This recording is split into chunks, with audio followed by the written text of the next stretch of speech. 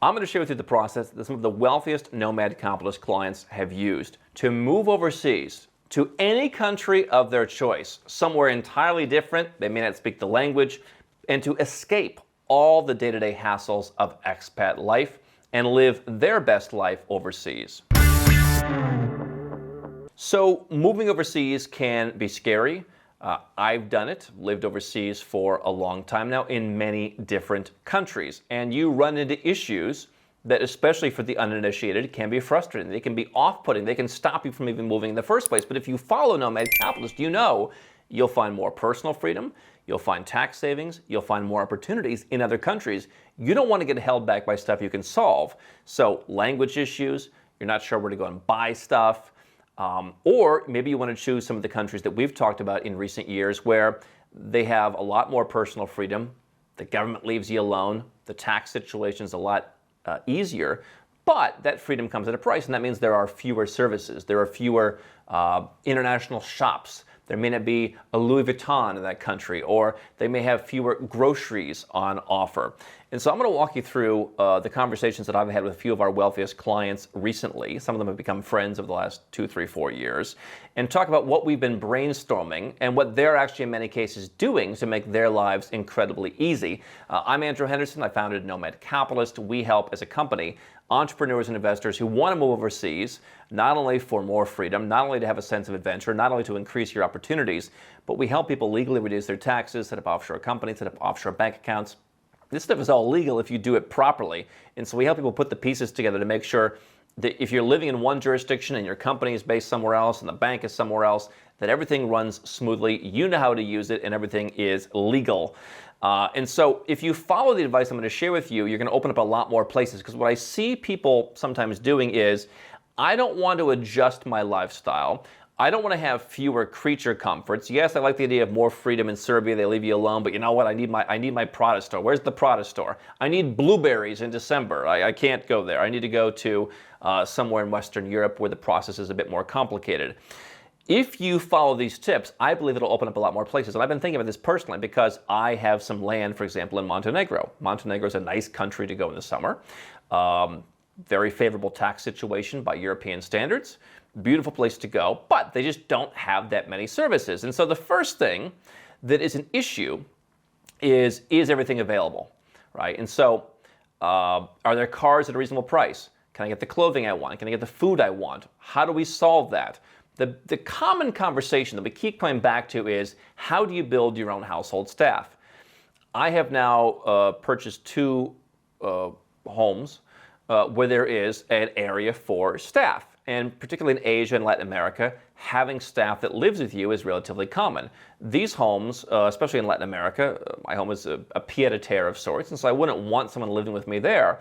But if I look at owning land in Montenegro, could you build a main house, and then could you build behind that kind of a separate apartment living for a few different people to live? If you buy a big enough house, if you buy a villa, if you buy a compound, right? We've had a number of very wealthy clients who are saying, we don't want to live in penthouses, we want to have villas. We've had people actually moving out of penthouses and environments like that to go and say, give me a piece of land, even if it's a little bit further out. That has been the trend. I want to just live in a landed property, and there's going to be plenty of room for me to have a staff. And so what we've come up with is, number one, you want to have a personal assistant. Because what do I have my personal assistant do? There are certain places where I live where there's plenty of clothing and food selection and all that. However, I like teas from a certain place. I drink from the fabulous TWG tea boutiques that are in Asia. And so I will often bring teas with me myself to other homes around the world. But if I cannot do that, I have an assistant who goes and does that. Or I like a certain brand of sweaters, very affordable but high quality cashmere sweaters. They only have stores in like 6 different cities. So the assistant goes and buys sweaters or goes and buys different things.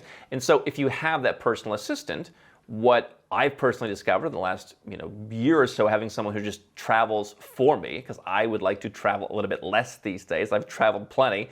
I no longer find it interesting to say, oh, I'm going to go to Vienna because they have my sweater store. You go to Vienna, you enjoy Vienna, you go to the sweater store, you bring the sweaters. I'll be sitting here the whole time. I'll be getting work done. It has been an incredible improvement. Not only that when I travel, I can have an assistant go ahead of me and set things up, and then they buy the sweaters and they take them back to base.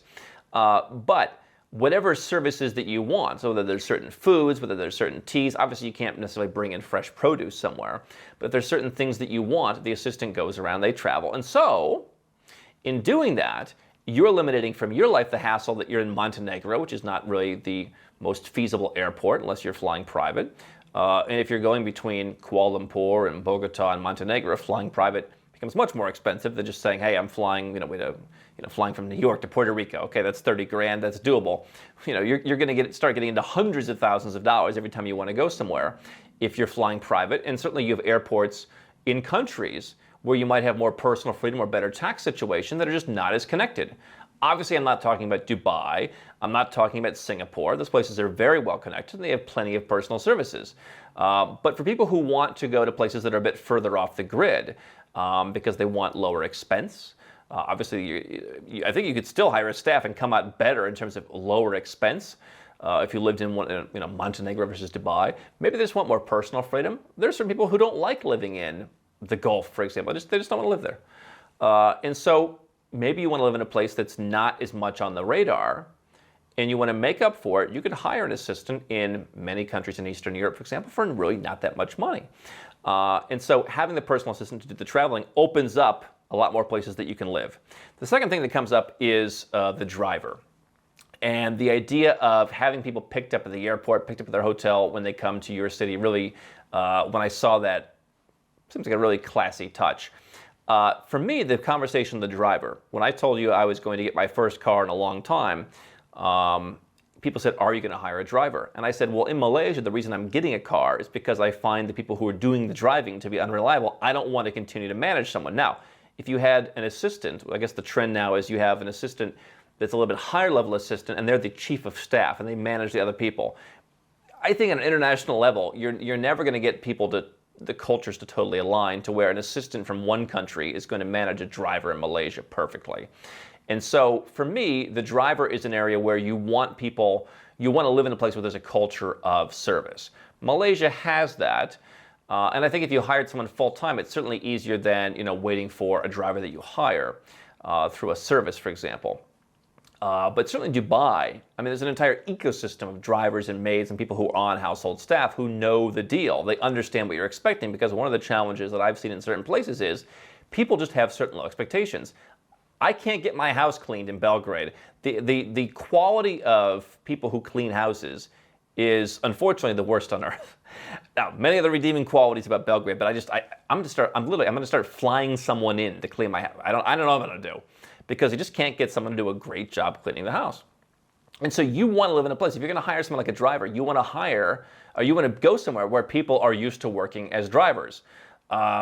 Malaysia, perhaps my reaction was just, I'm tired of dealing with other people. Give me the wheel, I'm driving. I'm going to have self-sufficiency.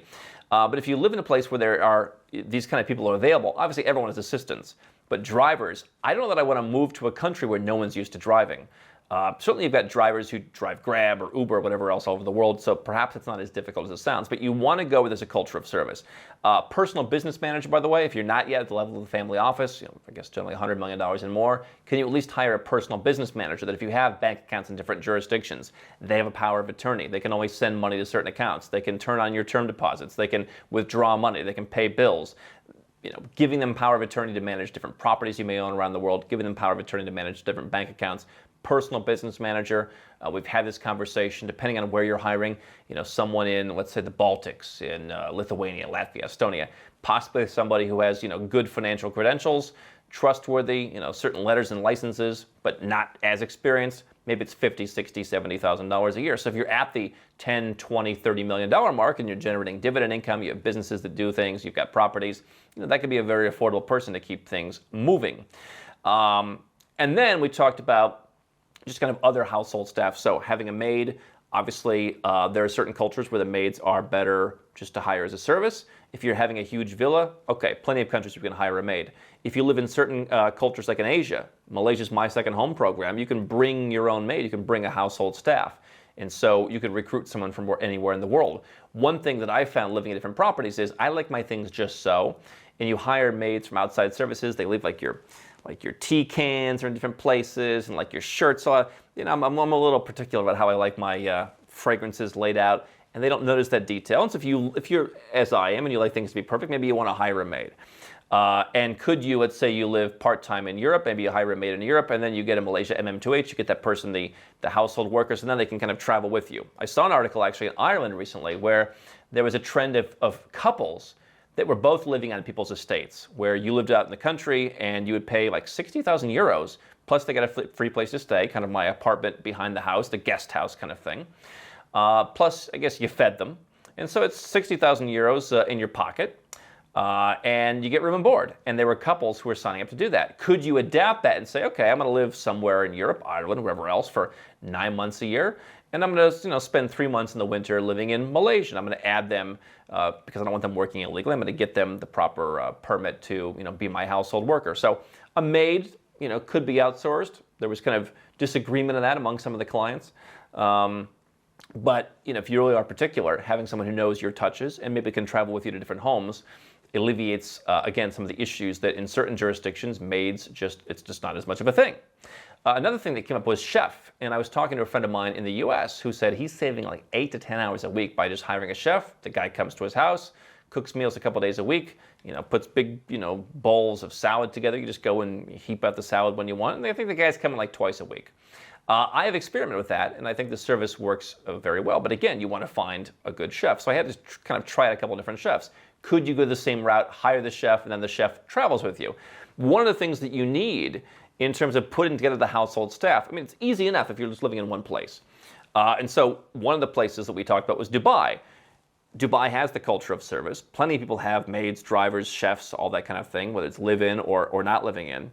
What Dubai and the UAE also has is an immigration plan that if you get a job, you can work in Dubai. And so that's going to be easier than many places. Certainly if you live in the aforementioned Ireland, could you hire someone from elsewhere in the EU? Sure. And you're going to pay them, of course, Irish wages. You're not going to pay a Romanian who moves to Ireland Romanian wages. You're not going to get the cost savings there because you're located in the more expensive jurisdiction. But in a place like Dubai, probably very cost effective, easy to bring people in from anywhere in the world. So if you want the French chef, or if you're from a certain country and you want that food, if you want the maid who is a certain, whatever it is you want, you can bring those people in. You can negotiate with folks all around the world and bring them in for a residence permit. That's what makes a place like Dubai very easy to have this, because again, there's the culture and there's the access. If you're going to be nomadic, you don't want your staff, I don't think, working illegally. Perhaps certain countries would say, hey, if someone comes with you for a week and they clean your house, does that work? Perhaps not. But if someone's coming with you for months at a time, they're driving you around, they're at your beck and call, you want the proper immigration formality. So I think Southeast Asia, I think the Gulf, those work well. Certainly one thing that we came up with was, could you just have people in different parts of the world? But if you're living a trifecta lifestyle, do you want to have a driver and a chef and a housekeeper who just are not working for 8 months a year? The conversation then said, well, what if they just worked like really hard during those 4 months and then they had the 8 months off because they were basically working all the hours and that we figured out that flouts all the labor laws. But the deal was, you can live pretty much anywhere in the world that you want, and you can have things brought to you, and you can have any of the frustrations of those jurisdictions handled by having an assistant, having a driver, having a personal business manager, and then potentially, depending on where you are and how big your property is, having a live-in maid, and depending on whether you like to cook or not, having a chef to come and cook stuff for you. And that will save you, even if you're living in your own country, dozens of hours a week and doing all kinds of stuff. But what I thought really made sense was, yes, Dubai, everyone knows Dubai. You can go there, tax-free, great lifestyle for many people, and the team that you want is already there or can easily be brought in.